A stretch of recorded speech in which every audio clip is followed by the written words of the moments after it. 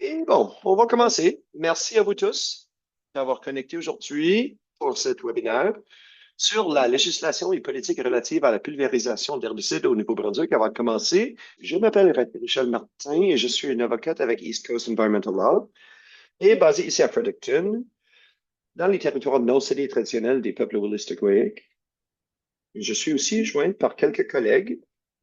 Tina Northrup est une avocate avec East Coast Environmental Law aussi, basée à Halifax et va aussi présenter aujourd'hui. On a aussi avec nous Caroline Lebedarcy, qui est la présidente de Stop Spraying New Brunswick, qui va livrer une présentation aujourd'hui. Et en dernier, nous avons Marika Chaplin, qui est la directrice de Freshwater and Forest Conservation au Conseil de conservation du Nouveau-Brunswick, qui va aussi intervenir aujourd'hui. Merci à vous tous. Et on voulait aussi remercier la Fondation pour le droit au Nouveau-Brunswick pour le soutien financier. On voulait commencer tout d'abord avec une reconnaissance territoriale. Les territoires traditionnels duquel on vous joint aujourd'hui. Je participe aujourd'hui à ce webinaire depuis le territoire non cédé et non abandonné de la nation Wolastoqiyik. Je vous inviterai de penser au territoire duquel vous nous joignez aujourd'hui. Ces terres ici au Nouveau-Brunswick sont régies par des traités de paix et amitié conclus au 18e siècle entre les nations Wabanaki et la couronne britannique. Et ces traités ne portaient pas sur la cession ou l'abandon des terres. Ils visaient à régir des relations respectueuses entre les nations souveraines et leurs peuples.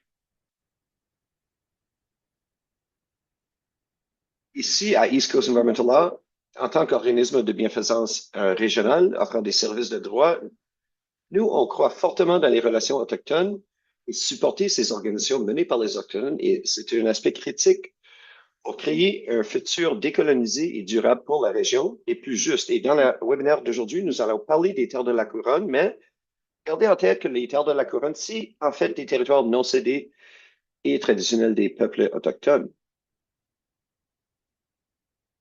Et un peu, qui sommes-nous?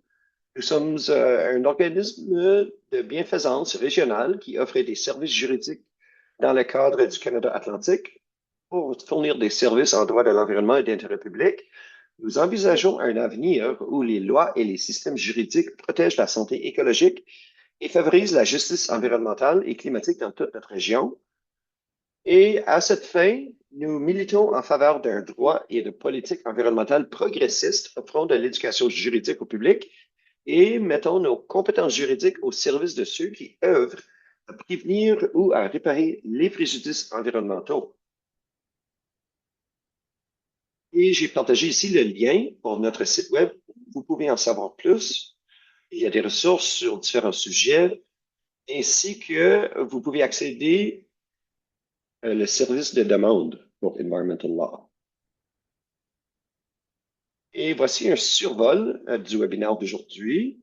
Comme j'ai dit, nous aurons quelques présentations et cela sera suivi par une période de à peu près 25 minutes pour des questions et des réponses à la fin.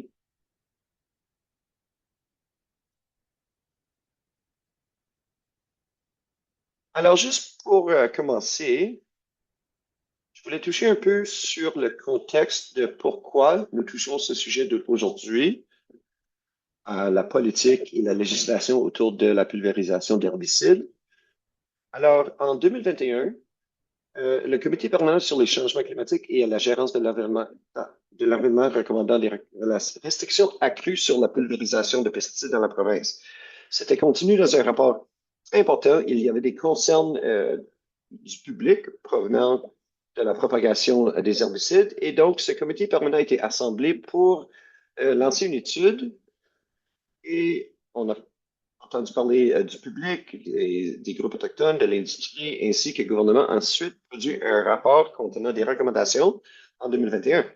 Le lien à ce rapport est inclus ici dans la diapositive. On ne va pas trop aborder les détails face aux recommandations. Marika va toucher à ça un peu plus dans sa présentation. Mais tout ça pour dire que c'était un genre de catalyste important pour de l'action à ce sujet.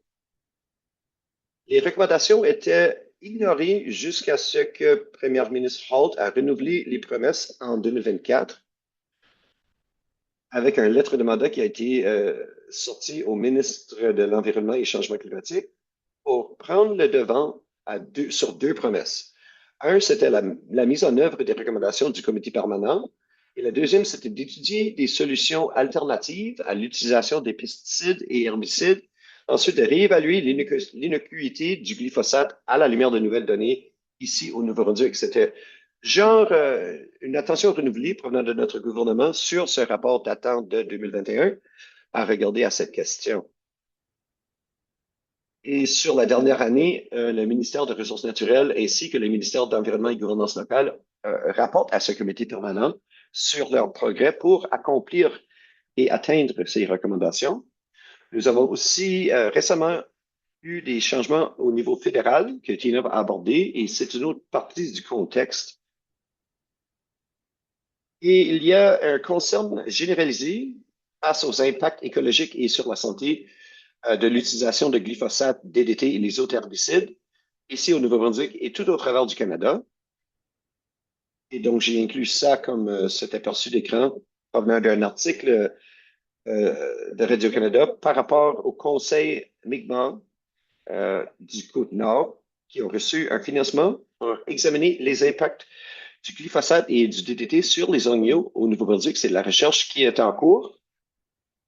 Et avec tous ces développements et un intérêt renouvelé provenant du gouvernement pour adresser ces concerns, c'est un bon moment de continuer à encourager les preneurs de décision d'adresser ces concerns. Alors, l'objectif de ce webinaire, c'est de vous donner des informations sur le cadre judiciaire et aussi pour nos invités du Conseil de conservation du Nouveau-Brunswick et Stop Spraying New Brunswick, pour eux de fournir de l'information sur leurs travaux et leur campagne sur la question. Et avec ça, je vais passer la parole à Caroline pour partager des informations sur le travail de Stop Spraying New Brunswick. Je vais arrêter mon écran et je vais passer la parole à Dr. Caroline Luby-Darcy.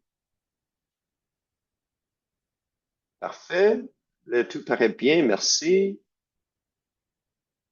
Bon après-midi tout le monde. Je m'appelle Caroline Luby-Darcy. Je suis une dentiste ici à Fredericton et je suis la présidente de Stop Spraying New Brunswick. Nous sommes un organisme à but non lucratif géré par des bénévoles et on se concentre sur une question. L'objectif, c'est de voir que le gouvernement du Nouveau-Brunswick et que Énergie NB arrête l'utilisation d'herbicides parce que nous sommes engagés dans le militance. On ne reçoit pas de financement gouvernemental et on se dépend tout à 100% des bénévoles et des dons. Nous ne sommes pas un groupe anti-pesticides. Nous sommes en campagne contre l'utilisation des herbicides en foresterie parce que nous sommes pour des pratiques forestières qui encouragent la biodiversité et l'accès aux natures pour des résidents néo-brunswickois.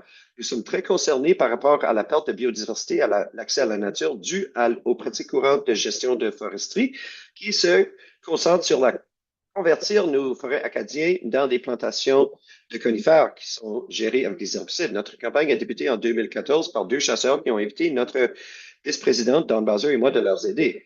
Le pourcentage le plus élevé de la population habite dans les zones rurales au Nouveau-Brunswick, qui est différent de la reste du Canada. La raison pour laquelle tellement de gens dans le Canada rural ont été mobilisés sur cette question, c'est pas parce que c'est pas dû au concert de santé, mais plus dû aux pertes d'habitat naturel qui mènent à des nombres réduits de faune et de flore. Ça a tout commencé avec une pétition écrite à la main en 2015 parce que le gouvernement néo-brunswickois ne reconnaît pas des pétitions virtuelles.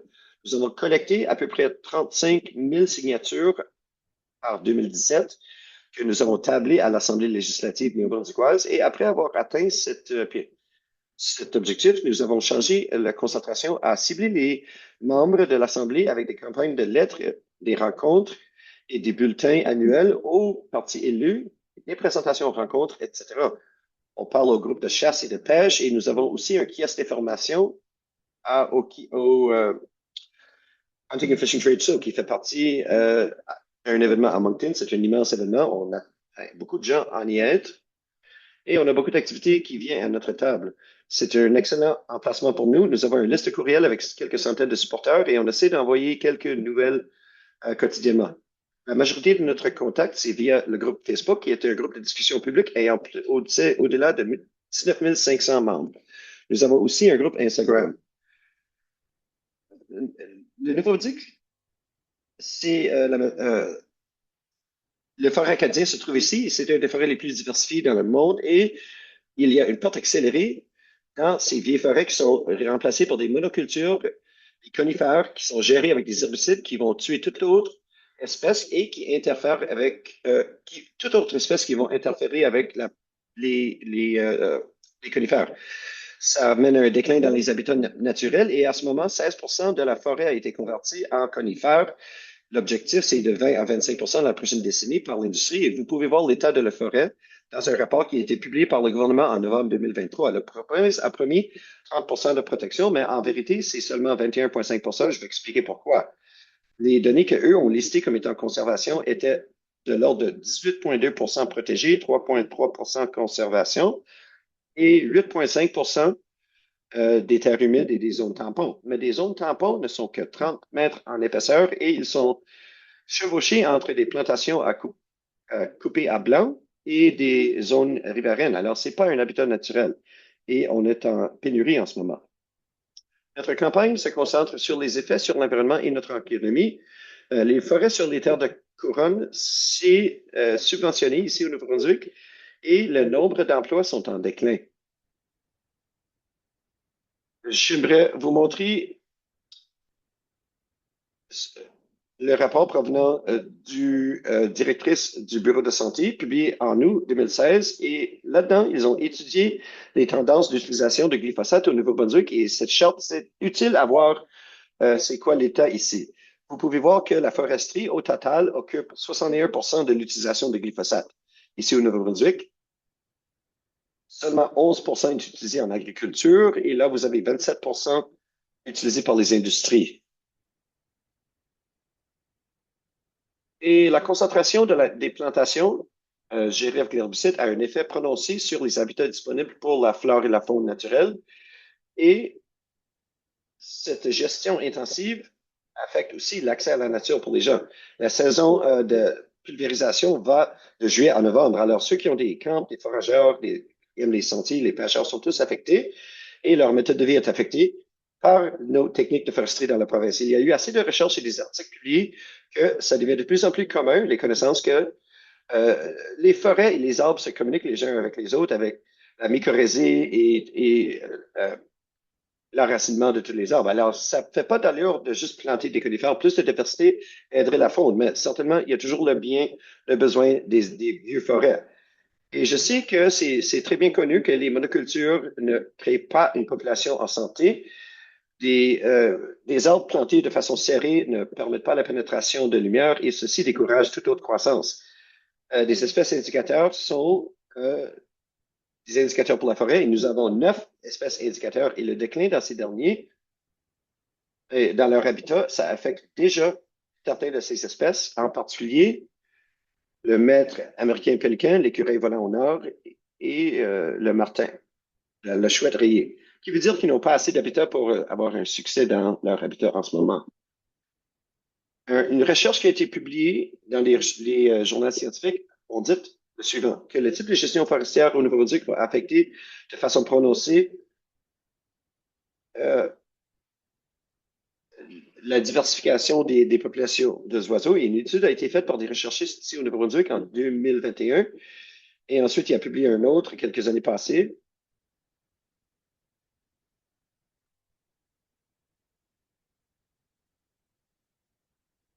Le glyphosate demeure dans le sol et est absorbé dans les plantes sauvages telles que les baies. Et le glyphosate a été démontré à interférer avec la reproduction des plantes sauvages et ceux qui ont été étudiés à date. Et le potentiel de navigation des abeilles a été affecté aussi. Alors, en général, on voit une perte générale de biodiversité, de nourriture et d'habitat pour les oiseaux. C'est ça qui a lieu.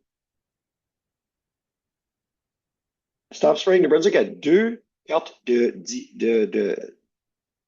pulvérisation. On a un qui est la carte historique de pulvérisation au Nouveau-Brunswick depuis 1969 et c'est une application SIG qu'on utilise. C'est gratuit, celui qu'on utilise, mais en bref, vous pouvez cartographier.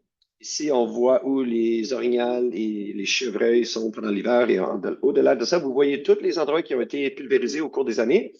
C'est codé par couleur pour que vous puissiez voir dans quelle décennie ça a eu lieu. Et c'est synchronisé avec les données gouvernementales. Alors, nous, on n'ajoute pas des données. Et à chaque année, lorsque le gouvernement dévoile les données des années antécédentes de pulvérisation, le site Web va automatiquement le mettre à jour.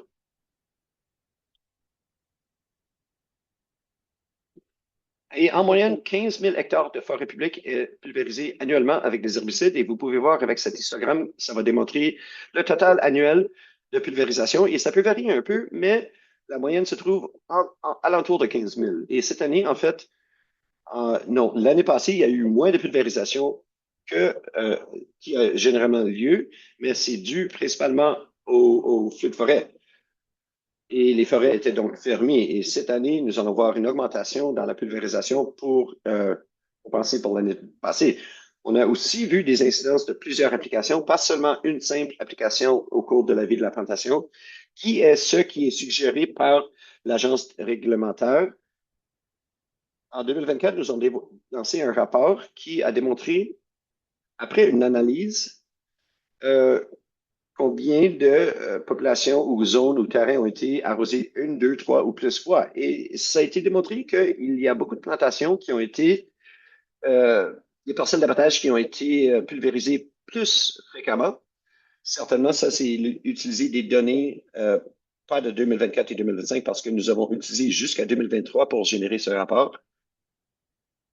L'autre carte de SIG que nous avons, c'est les licences d'arrosage courantes. Et c'est mis à jour à chaque année lorsque le gouvernement dévoile les licences de pulvérisation. Nous, on peut conserver cette carte pour l'année au complet, mais le gouvernement l'enlève aussitôt que la saison d'arrosage ou de pulvérisation se termine en novembre. Mais nous, sur notre carte, vous pouvez le voir à l'année longue jusqu'à la mise à jour de l'année prochaine.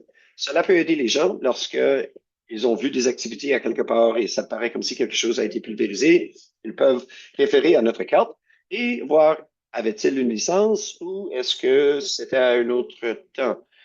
Et nos bénévoles peuvent conserver les informations des licences antécédentes, mais pour le gouvernement, l'information disparaît. Mais grâce à notre bénévole de SIG, lui conserve cette information. Il a aussi créé une table qui va démontrer quelles licences ont été données cette année. Et vous voyez couronne, privé et freehold. Généralement, il y a plus que ça pour les freehold, mais pour une raison ou une autre, cette année, le ministère des Ressources naturelles n'a pas toutes reçu les informations nécessaires des compagnies. Donc, Irving et Acadian Timber, on ne peut pas voir quelles licences eux ont reçues. Et notre campagne est certainement concentrée sur les terres publiques et Énergie NB, mais nous, on démontre toutes les licences d'arrosage. Et on est un peu curieux ce qui a eu lieu là, mais c'est ça qu'on a en ce moment. Et en termes d'économie et des emplois, bon, la sylviculture est subventionnée ici au Nouveau-Brunswick. Le nombre d'emplois est en déclin.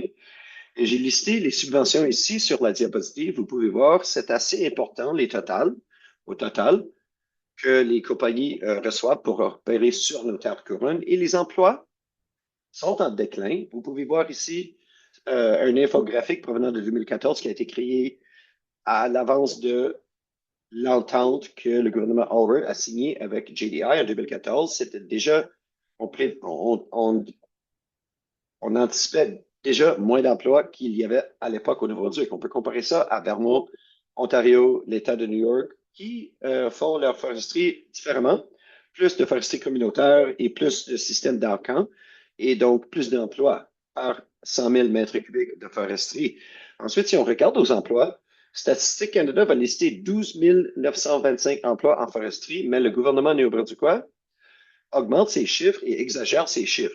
Plus tôt cette année, il y a eu un grand événement de publicité ensemble avec des consultants UPR où le gouvernement du Nouveau-Brunswick a dit qu'il y avait 23 819 emplois en foresterie. Alors, j'ai contacté le ministre des Ressources naturelles pour demander pourquoi la grande différence et eux m'ont dit qu'ils utilisaient les données de UPI. Et ça inclut un estimé des emplois directs et indirects. Je ne sais pas c'est quoi, peut-être des gens qui travaillent au Tim Hortons ou des restaurants proches des emplois de foresterie. Je ne suis pas certain.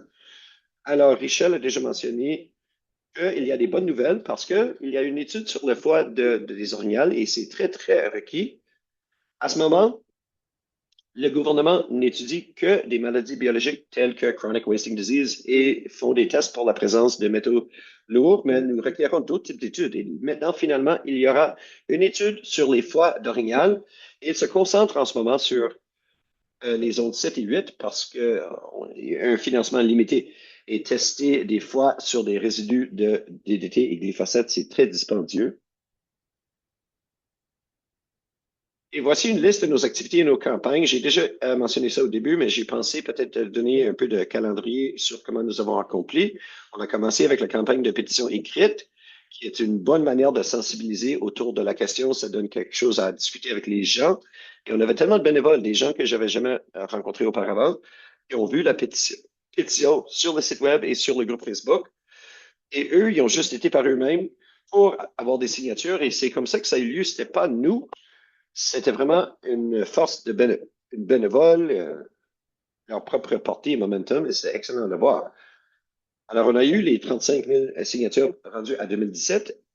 À ce moment-là, nous avons décidé de changer la concentration envers le gouvernement. Maintenant, on se concentre sur la militance, parler aux membres de l'Assemblée, leur donner un bulletin annuel et aux partis politiques qui siègent au gouvernement sur leurs actions et leurs performances face à notre question et notre initiative. Et on s'enregistre aussi comme partie au cours des élections. On a des enseignes que l'on peut, et on sort d'autres pétitions. On peut demander aux candidats de signer nos pétitions. Et ça, c'était la. Ici, rendu en 2024, on avait quelques libérales qui nous ont promis de travailler sur cette question, qui était une grande victoire pour nous. Et CCNB nous ont aidés avec les placards. Ils nous ont aidés à payer pour ces placards qui étaient qui nous a aidés grandement. On a aussi parlé au comité permanent, celle que Richel Martin a référée tantôt. Et j'ai pensé juste mettre en relief, le gouvernement n'a pas vraiment implanté ce qui a été recommandé. Des distances pour les habitations, au lieu de 1 kilomètre, ils ont donné 500 mètres. La distance de préavis a été portée de 500. Et là, lorsque la pulvérisation aérienne a eu lieu, la distance doit être 65 mètres, mais nous, on a demandé pour 100. Et ensuite, Énergie NB, on n'a pas cessé leur pulvérisation, mais le comité permanent euh, ministre des Ressources naturelles ont dit qu'ils ont arrêté, mais ils n'ont pas. Ils ont simplement arrêté d'utiliser le glyphosate, mais ils ont quand même utilisé d'autres herbicides. Alors, en bref, c'est la fin de ma présentation. Merci à vous tous de m'avoir écouté. Et voici les références si vous aimeriez en savoir plus à ce sujet.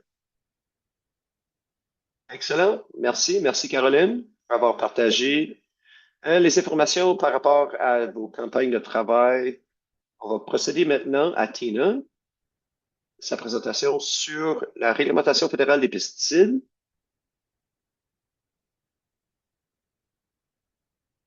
Parfait, ça marche, ça fonctionne, Tina. Parfait, merci beaucoup, Richel. Et désolé pour avoir sauté quelques diapositives. Bon après-midi, tout le monde. Et merci d'être avec nous ici aujourd'hui pour ce webinaire. Comme Rachel l'a noté, ma présentation va vous fournir juste un survol sur la réglementation fédérale des pesticides. Et plus tard, lorsque Richel présente, elle va parler des réglementations provinciales ici au Nouveau-Brunswick en particulier. Alors, au niveau fédéral, au Canada, les réglementations est régies par la loi sur les produits antiparasitaires, LPA. Alors, je vais en parler beaucoup de cette loi au cours des prochaines 10 à 13 minutes.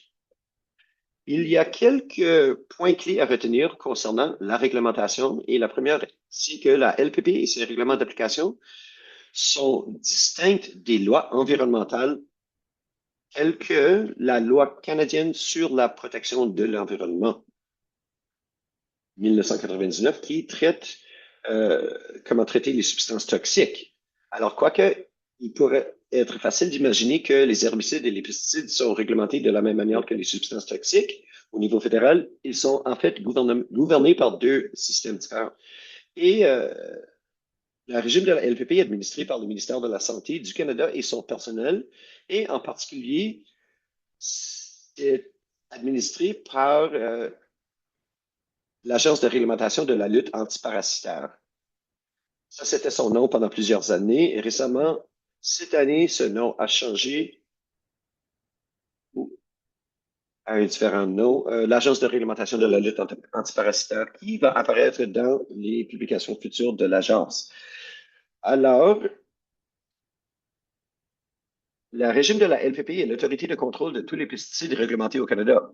Alors, bien que les provinces et les territoires puissent choisir de restreindre ou d'interdire l'utilisation des pesticides dont l'utilisation a été approuvée au Canada en vertu de la LPP, ultimement, ils ne peuvent pas autoriser l'utilisation de pesticides qui n'ont pas été approuvés au niveau fédéral. Alors, la loi, la LPP, c'est la loi qui, au niveau national, va décider si un produit peut être utilisé dans le pays. Ensuite, les provinces ont des autorités supplémentaires pour réglementer l'utilisation.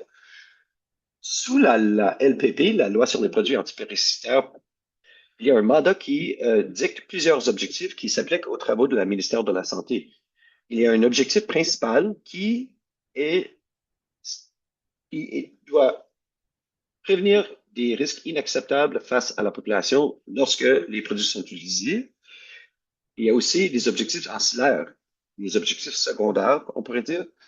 Je ne vais pas trop lire toutes les informations. Je vais simplement identifier des phrases clés ici. Parmi ces objectifs secondaires, c'est soutenir le développement durable visant à répondre aux besoins de présent sans compromettre la capacité de génération future.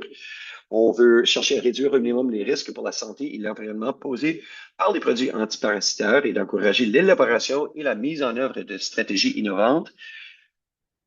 On veut aussi favoriser la sensibilisation du public aux produits antiparasitaires en informant celui-ci et aussi veiller à ce que seuls les produits antiparasitaires jugés d'une valeur acceptable soient approuvés pour utilisation au Canada. Alors, il y a une analyse de coût-bénéfice qui a lieu avec la loi lorsque le ministère de Santé réfléchit ou songe, évalue si ce produit va poser un risque contre la valeur de l'utilisation de ce produit. Et juste récemment, vers la fin du mois de juin, le mois dernier, il y a eu des modifications à la loi que je vais en parler un peu au cours de la présentation que Richel a noté tantôt.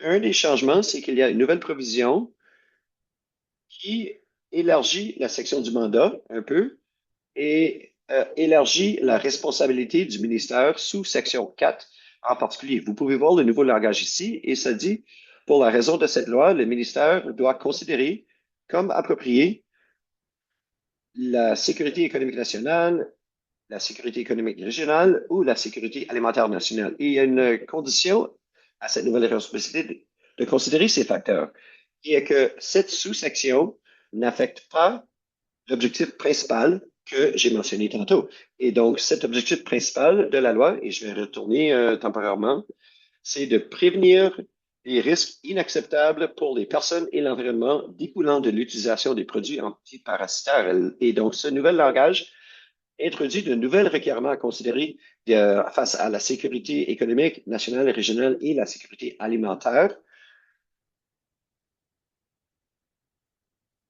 Cependant, ces considérations ne peuvent pas aller au-delà de l'objectif principal de la loi. Il y a aussi, dans la section du mandat, encore une fois, ce langage d'équité intergénérationnelle qui en sort et on voit donc un énoncé clair qui dit que la protection et la considération accordée aux enfants dans l'action, que ce soit apportée aux générations de l'avenir. La réglementation fédérale des pesticides a beaucoup de nuances et donc je ne peux pas les toucher trop aujourd'hui, mais ce survol, c'est vraiment un sommaire à haut niveau des aspects clés de la loi. Et la loi se penche sur le concept de risque acceptable versus risque inacceptable. On a discuté un peu de l'objectif primaire sous la loi déjà, qui est de prévenir un risque inacceptable aux individus et à l'environnement en découlant de l'utilisation des produits antiparasitaires. Ça demande la question, qu'est-ce qui est un risque acceptable versus inacceptable? La loi définit la phrase risque acceptable comme étant référé au risque santé et environnemental découlant d'un produit de contrôle antiparasitaire si c'est raisonnablement certain qu'il n'y aura pas de mal à la santé humaine, aux générations de futures ou l'environnement, tenant compte des conditions et ou les conditions proposées de l'inscription. Et c'est ça qui constitue un risque acceptable. Et donc, ça suit naturellement qu'un risque inacceptable, c'est un risque qui va au-delà du seuil décrit ci haut.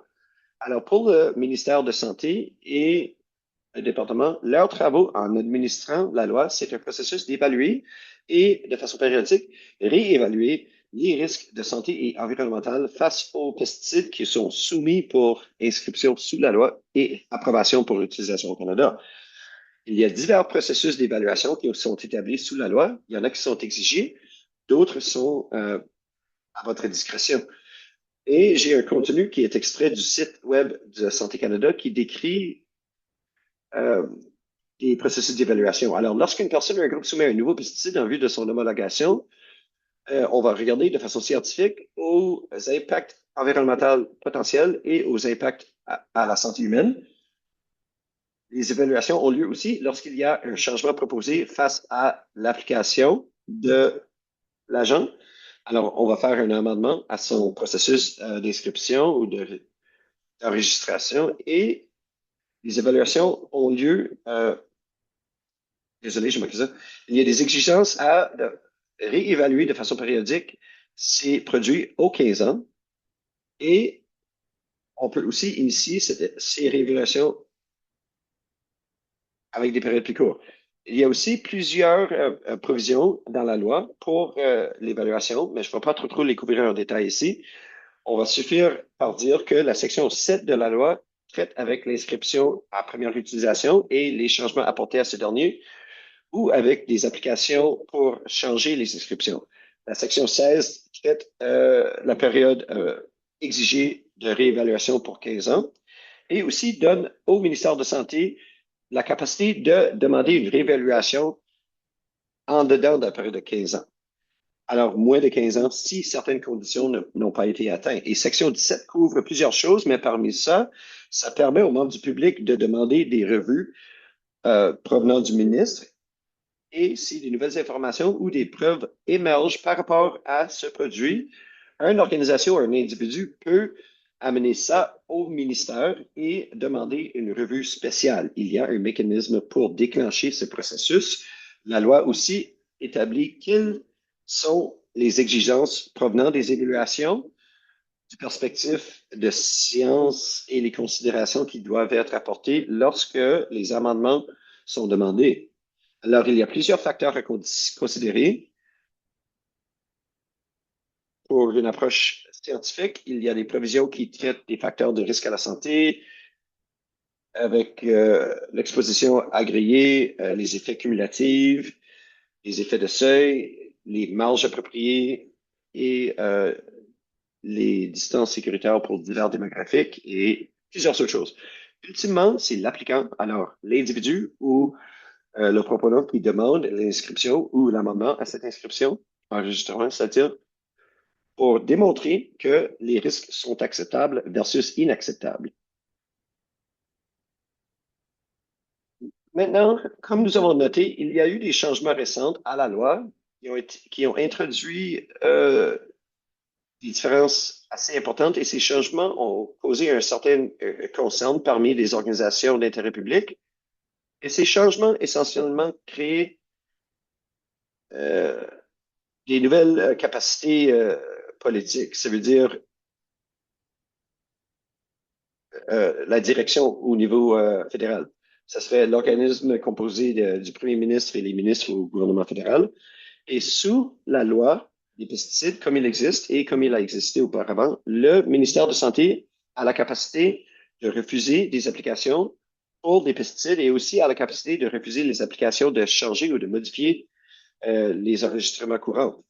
Et le ministère peut refuser ces applications lorsqu'ils ne sont pas conformes ou lorsqu'ils pensent que les risques sont au-delà du seuil acceptable.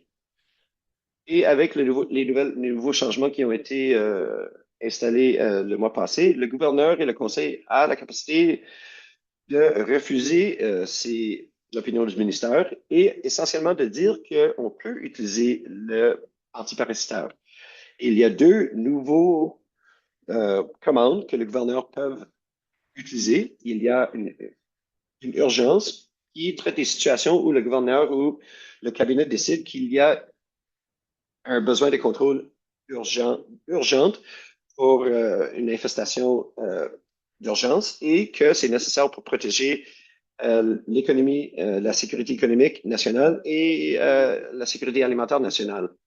Aussi, il y a des commandes de sécurité alimentaire et économique et ces puissances sont plus généralisées comparées aux puissances de contrôle d'urgence. C'est pas conçu pour traiter particulièrement des situations d'urgence, d'infestation. Contrairement, ils sont conçus sur papier pour être utilisés afin de, théoriquement, dans toute situation où le cabinet perçoit le besoin de protéger la sécurité nationale, régionale, économique ou la sécurité alimentaire nationale et régionale. Et puisque ces changements sont si nouveaux, c'est trop tôt de dire à ce moment-ci exactement quel sera le modèle d'utilisation. Il se peut qu'on va aussi voir euh, des confrontations judiciaires face à leurs utilisations, mais ça reste à voir. Et je reconnais que j'approche la fin. Je ne vais pas trop passer de temps sur le rapportage d'incidents, autre que de dire que le Pest Controls Act inclut un mécanisme pour rapporter des incidents que le public peut utiliser lorsqu'une interaction avec ces produits cause un mal, soit aux santé humaine ou à l'environnement. Et il y a aussi plusieurs opportunités pour des consultations publiques sous la loi. Et comme j'ai mentionné, il y a des opportunités pour les membres du public de demander des revues spéciales des produits déjà enregistrés. Il y a des mécanismes de rapportage d'incidents et il y a aussi des exigences pour des consultations publiques lorsque les compagnies appliquent pour enregistrer un produit ou pour changer l'enregistrement. Et similairement, il y a des exigences pour une consultation publique au cours des réévaluations et des revues spéciales. Alors, il y a des mécanismes intégrés dans le régime avec l'intention de permettre au public d'apporter leurs concerns. Je vais le laisser là et j'ai hâte à répondre à vos questions au cours de la période de discussion. Excellent, merci. Merci à vous, Tina. Très, très, très utile. Excellent survol et mise à jour sur les choses intéressantes. Je vais aborder ma présentation. Je vais partager mon écran encore une fois. Un instant. Est-ce que mon écran paraît bien, là? Oui. Bon, ma présentation, ça va être très bref et je vais couvrir les points suivants. Je vais fournir un survol à haut niveau de comment la province contrôle la réglementation autour des pesticides, quelques exigences en matière de licence et de permis prévus par la loi. Et je vais parler un peu des conditions relatives au permis d'épandage aérien des herbicides, ainsi que le rôle du Conseil consultatif sur les pesticides et les possibilités offertes au public de faire part de ses préoccupations au Conseil. Et juste à noter, avant de procéder, avec le langage pesticide, je veux juste clarifier que lorsqu'on dit herbicide, c'est une catégorie de pesticides. Alors, pesticides, ça touche aussi les herbicides, incluant le glyphosate. Alors, le tout, c'est dans le même terme. Alors, comme nous avons appris de Tina, le gouvernement fédéral est responsable de l'homologation des pesticides destinés à être utilisés au Canada, incluant les herbicides tels que le glyphosate. Alors, les seuls pesticides pouvant être utilisés au Nouveau-Brunswick sont ceux qui sont homologués par l'Agence de réglementation de la gestion des pesticides fédérale. Le gouvernement du Nouveau-Brunswick peut imposer des restrictions supplémentaires à ces utilisations dans la province et peut aussi interdire l'utilisation de pesticides autorisés par l'Agence de réglementation de la gestion des pesticides. Et donc, les lois provinciales peuvent être plus strictes que les normes établies par le niveau fédéral, mais elles ne peuvent pas être moins strictes.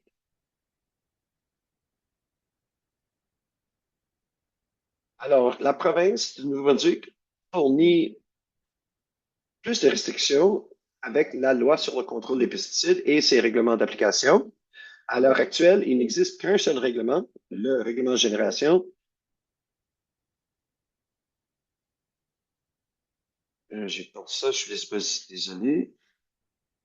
Couramment, il n'y a que une réglementation qui fournit plus de détails face aux exigences pour des permis et l'application. Et comme au niveau fédéral, la réglementation des pesticides, au niveau provincial, c'est réglementé séparément de la loi pour l'environnement, l'eau et l'air. C'est les Clean Acts. Eux touchent tout le développement environnemental et la pollution, mais les pesticides ont leur propre cadre judiciaire. Euh, L'acte de contrôle des pesticides est administré ici au Nouveau-Brunswick par le département de l'environnement et de gouvernance locale. Et les preneurs de décisions clés dans le cadre sont le ministère de l'Environnement et des Changements climatiques, le directeur de contrôle des pesticides, le bureau. Et c'est important à noter que l'acte s'applique aux individus, aux sociétés et à la couronne, qui veut dire que les exigences judiciaires s'appliquent à la fois aux applications de pesticides sur les terres de la couronne ainsi que des terrains privés.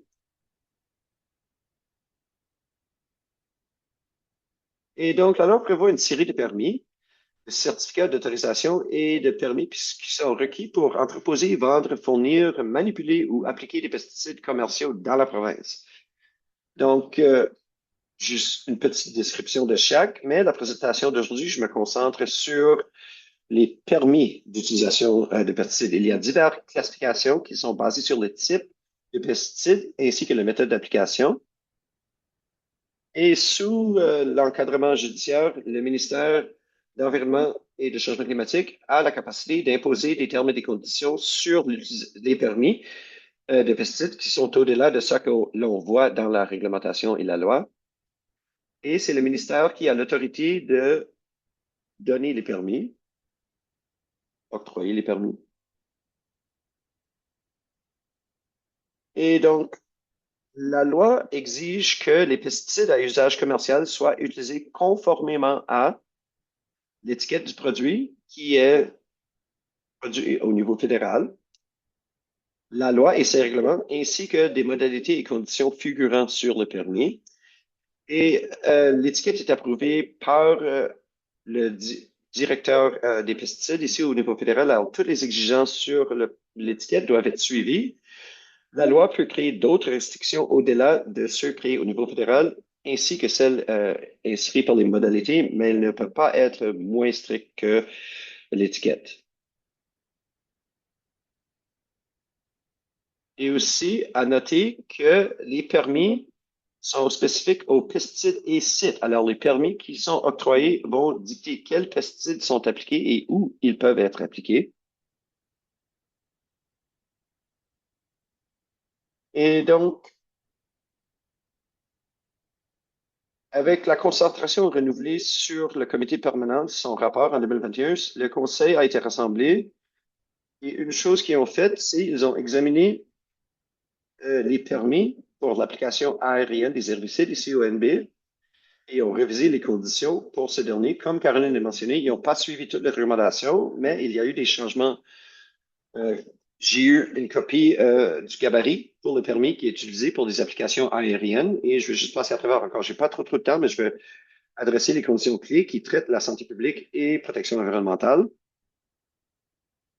Et j'ai aussi noté dans la diapositive, et on peut partager les diapositives par après avec ceux qui se sont inscrits pour que vous ayez toutes les informations. C'est mieux comme ça. Mais j'ai noté quelles exigences sont en matière de vie publique et quelles en sortent de la loi. J'ai fait ça parce que les conditions de permis sont plus faciles à modifier que la loi en soi-même. Alors, il y a des exigences en matière de vie publique avant qu'une application aérienne ait lieu. 14 jours avant le début de la pulvérisation, le titulaire du permis doit aviser le public au moyen d'un avis publié dans un journal local et tout autre endroit approuvé par le ministère. L'avis doit indiquer tel que la date et le lieu d'application, la raison, quel produit sera utilisé, information de santé et qui contacter pour plus d'informations. Il y a aussi des exigences d'afficher la zone d'application et les points d'accès 24 heures avant le début de la pulvérisation. Et une nouvelle exigence, c'est de notifier les résidents qui se trouvent en dedans d'1 kilomètre du site de traitement avant que la pulvérisation ait lieu. Et au cours de la pulvérisation, tous les points d'accès doivent être contrôlés pour la zone de traitement. Et les distances de sécurité, conditions du permis, c'était un grand consent public. Il y a des conditions du permis qui vont traiter ces distances de sécurité. C'est la distance qui doit être conservée au cours de l'application aérienne. Et sous les conditions du permis, en ce moment, l'exigence, c'est d'être à distance de au moins 500 mètres des résidences ou des camps occupés, 65 mètres des eaux de surface, 50 mètres des limites des propriétés où il existe un risque de dérive vers les terrains adjacents, ainsi que 30 mètres en dehors des zones de protection des bassins versants, désignés comme étant des zones protégées parce que ils sont des bassins versants, source d'eau potable pour le public. Le comité permanent a recommandé qu'on devrait augmenter la distance de sécurité des maisons à 1 kilomètre. On n'a pas vu ça, mais ça a été suggéré. Et 100 mètres pour les zones protégées, ça n'a pas été implanté non plus. Il y a aussi des exigences face aux conditions. La vitesse du vent ne doit pas dépasser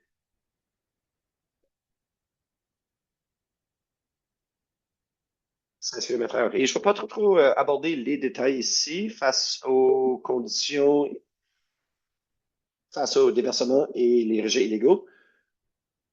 Mais il y a des exigences autour de si certaines quantités de pesticides sont déversées, il y a une exigence de notifier un centre d'urgence, le centre d'urgence régional, pour imposer des mesures que le directeur pourrait exiger pour documenter qu'est-ce qui a été fait pour traiter la situation.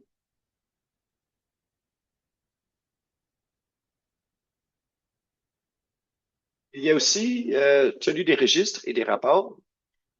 Alors, comme Caroline l'a mentionné, ils ont des informations sur la quantité totale des pesticides utilisés au cours de l'année et où ils ont été appliqués.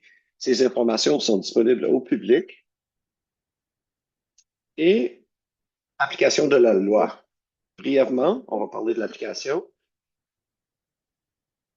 Le ministre a la capacité de enlever des permis si on croit que le ministre a des motifs raisonnables de croire qu'une condition ou une exigence prévue par la loi n'a pas été respectée. Il y a aussi des inspecteurs qui ont le pouvoir d'ordonner à une personne de cesser l'application d'un pesticide s'ils ont des motifs raisonnables de croire que cette personne a enfreint la loi, les règlements ou les modalités d'une licence, ou qu'ils croient que cette application présente un danger pour la santé d'une personne, d'un animal, du sol, des cultures ou de la flore. Et la loi érige en infraction les violations de la loi ou des règlements. On établit les conséquences pour être en contravention de ces conditions de maintenue, les modalités des permis. Je vais terminer avec un peu d'informations sur le rôle du conseil consultatif sur les pesticides, parce que ce conseil, c'est une opportunité de faire entendre les concerns et de les amener au ministère face à l'application des pesticides ici au MB. La loi exige qu'un conseil soit créé et c'est créé. Leur rôle, c'est de faire la revue de contenu et de l'opération de la loi. Ils peuvent faire des recommandations pour des changements au ministère. J'ai aussi inclus que la loi exige également que le conseil se réunisse au moins une fois par année afin d'entendre les personnes intéressées sur toute question relative aux pesticides. Et donc, il y a une exigence d'informer le public face à cette rencontre et quand ça aura lieu. Et on peut contacter le président du conseil, je l'ai inclus à la prochaine diapositive, pour dire que vous êtes intéressé à participer et parler au conseil et leur demander c'est quand la prochaine rencontre ou de vous informer quand sera la prochaine rencontre. Ils publient aussi des rapports annuels à un très haut niveau qui vont détailler leurs activités au cours de l'année. À la dernière diapositive, c'est une liste datée du 31 mars 2024. Ça, c'est le rapport le plus récent. Ça, c'est les membres du conseil d'administration. Annie Steinmetz, c'est le directeur du contrôle des pesticides qui serait le président. Il y a aussi des membres du ministère de l'Environnement, ministère de l'Agriculture, Aquaculture et Pêcherie, Santé, Travail sécurité et Ressources naturelles. Et c'est tout pour moi. Je suis prêt à répondre aux questions pendant la période questions-réponses. Et donc, avec ça, je vais arrêter de partager mon écran et notre dernière présentation vient de Marika Chaplin face au travail sur le Conseil de conservation du Nouveau-Brunswick.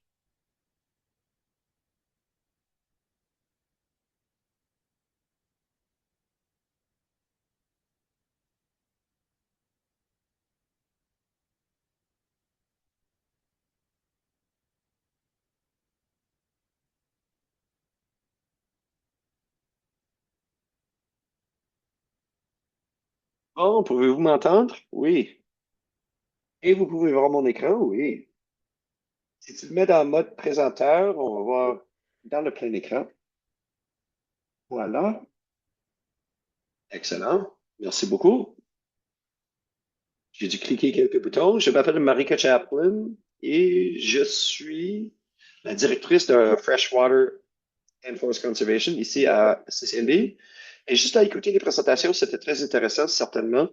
Et je me sentais comme si je devrais parler un peu de ma vie personnelle et que j'ai beaucoup d'histoires avec les arbres. Mon époux et moi, on avait un berger au Nouveau-Brunswick, à Keswick, pour 13 ans, et nous l'avons certifié comme étant organique. Et pour 6 ans, nous avons opéré sous la bannière d'étant organique. Et à un certain point, nous avions établi nos accréditations dans la communauté. Alors, on n'a pas continué cette certification, mais il y a des alternatives à comment on agit comme des intendants des terres. Et c'était un choix que nous avons fait. C'était un honneur d'avoir tellement de clients qui venaient chez nous à la recherche des aliments sans pesticides. Et un peu plus par rapport au Conseil de conservation du Nouveau-Brunswick, nous sommes un organisme sans but lucratif dédié à la protection de l'environnement, établi au NB depuis 1969. Moi, je suis ici depuis un an. Nous sommes un organisme fondé sur l'adhésion. Et en 2024, le Conseil et le personnel ont entrepris un exercice de planification stratégique avec une nouvelle vision qui est un environnement stable, durable et juste pour tout. Et notre nouvelle mission qui fait la promotion et la plaidoyance pour un environnement partagé en santé avec la recherche, l'éducation et l'engagement avec les communautés, l'industrie et le gouvernement. Nous avons un excellent personnel ici. Certains d'entre eux sont ici sur le diapo. Bev Gingras, c'est la directrice générale. Matt Abbott, c'est le directeur du programme marin ainsi que responsable de la protection de la baie de Fundy. Dr. Mo Qureshi, c'est le directeur de la recherche et des politiques climatiques. Danielle Smith, c'est la directrice de l'éducation et de l'engagement. Caitlin Plant, c'est la directrice des communications et du marketing. Et je me suis déjà introduit. Et Dr. Mo Qureshi et Danielle Smith ont des équipes avec eux, une équipe incroyable en fait. Et pour le processus de planification stratégique, les membres et les supporters ont identifié leurs concerns principaux en 2024. Ces concerns sont changement climatique, gestion durable des forêts, utilisation d'herbicides et de pesticides, perte de biodiversité et manque d'énergie renouvelable et dépendance aux combustibles fossiles. Et je suis certaine, comme nous avons vu des choses développées ici, la liste est encore plus répandue cette année. Mais c'est ça que notre plan stratégique se base, sur quoi notre plan se base. On a commencé à parler en 1970 des premières actions de défense et de sensibilisation. En 2000 à 2011, il y avait des pétitions publiques contre la pulvérisation et ça prenait de l'ampleur. En 2015, l'OMS déclare le glyphosate comme étant cancérogène ou un probable cancérogène. En 2016, on avait la plus grande pétition de l'histoire au Nouveau-Brunswick qui a été présentée à l'Assemblée législative. En 2017, le CCNB commence à publier des cartes annuelles des zones à risque élevé de pulvérisation et a mené une campagne de lettres en ligne. Et cette campagne est encore active sur le site Web. Et en 2021, on avait des audiences à l'Assemblée législative provinciale auxquelles nous avons participé. En 2023, il y avait la décision controversée de Santé Canada à propos de Mad Dog Plus. Et en 2024, maintenant, c'est la concentration de notre présentation. J'ai quelques diapos à vous montrer. Nos activités à ce sujet.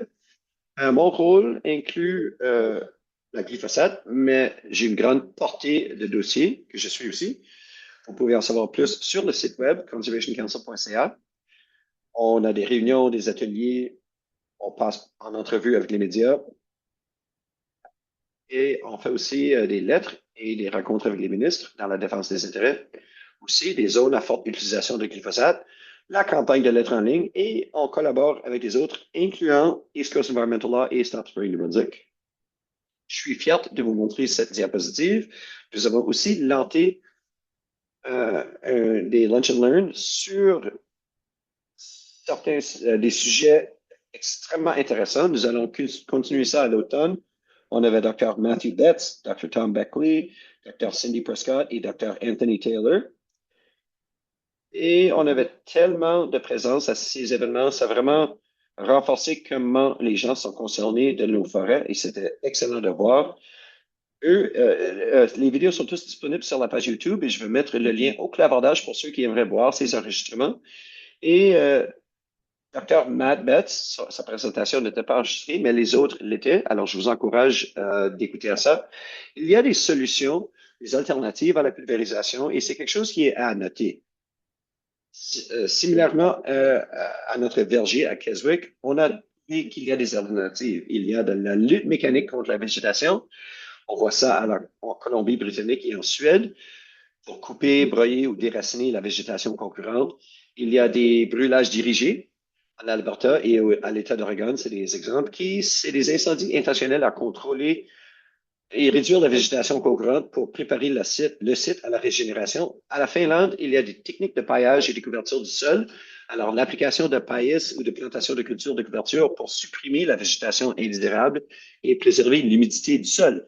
Il y a aussi le pâturage ciblé. On voit ça en Colombie-Britannique ou en Suède. Des chèvres, des moutons.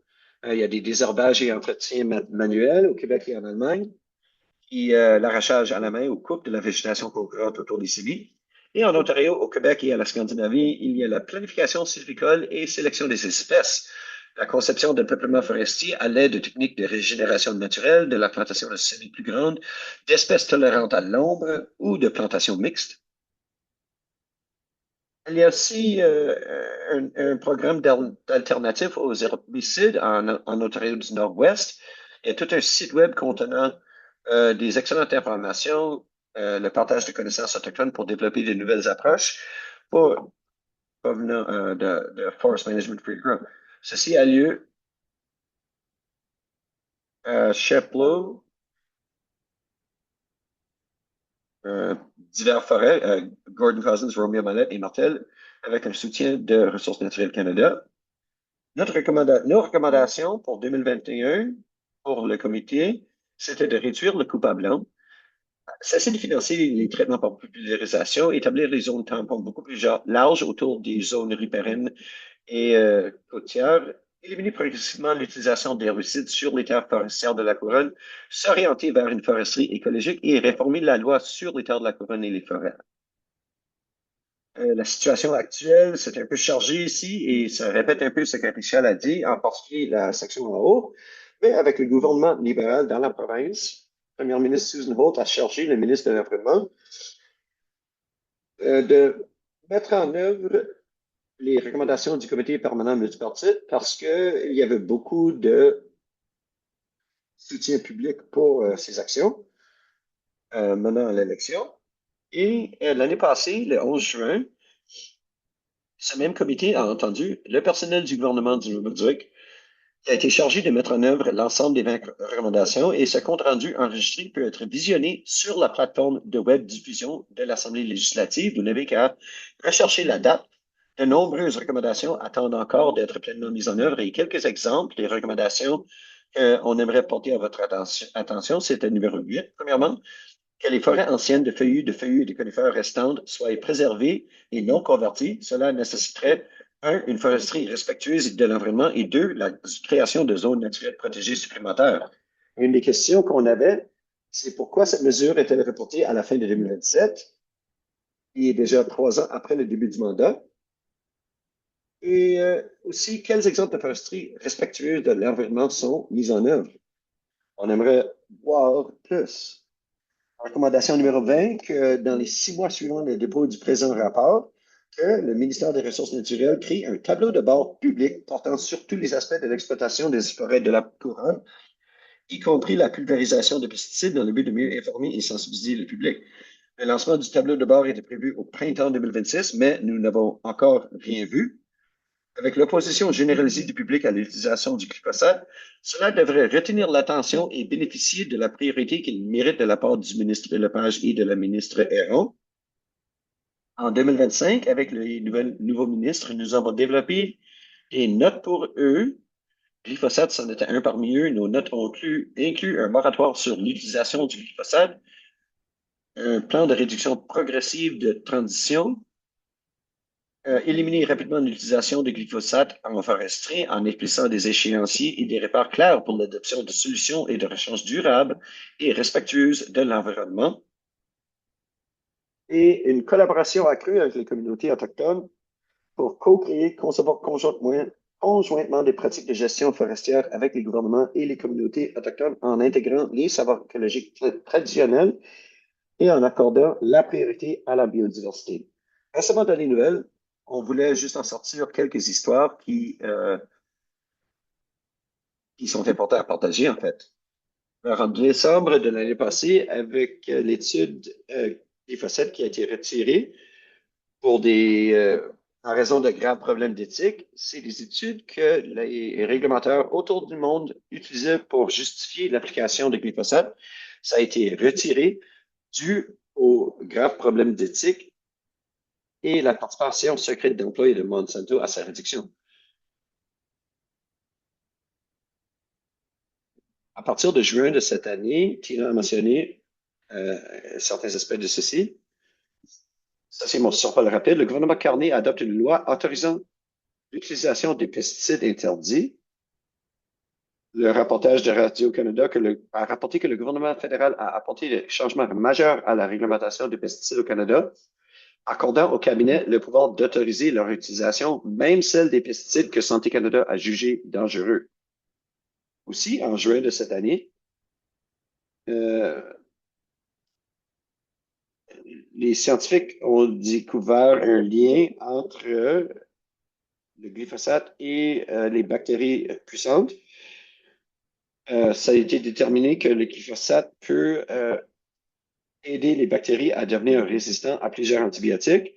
Et cette propagation de ce phénomène a lieu quand les bactéries évoluent de sorte qu'ils ne répondent pas aux médecines.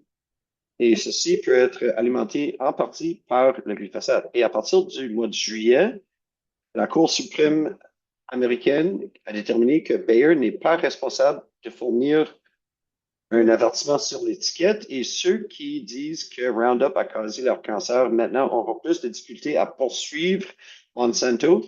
Maintenant que la Cour suprême a décidé ceci, eux ont décidé que Bayer n'est pas responsable pour informer ou de fournir une étiquette de cancer dû au fait que le EPA ont déterminé que l'herbicide n'est pas cancéreux. Ah, ben, c'est beaucoup.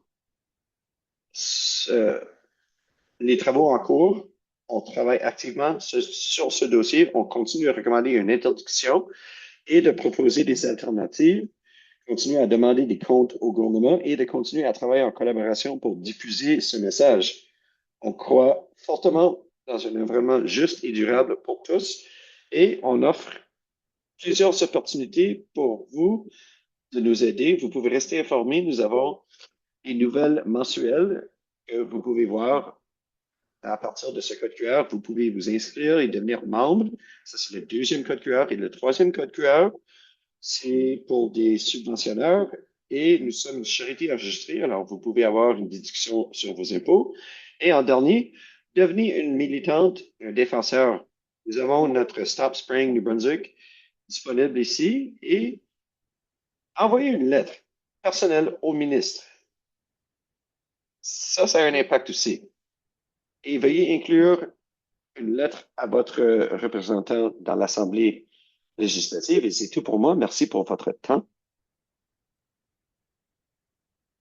Excellent. Merci. Merci, Marika, pour ta présentation. C'est excellent d'entendre parler du bon travail que le CCNB fait à ce sujet. Et donc, ça termine la section de présentation.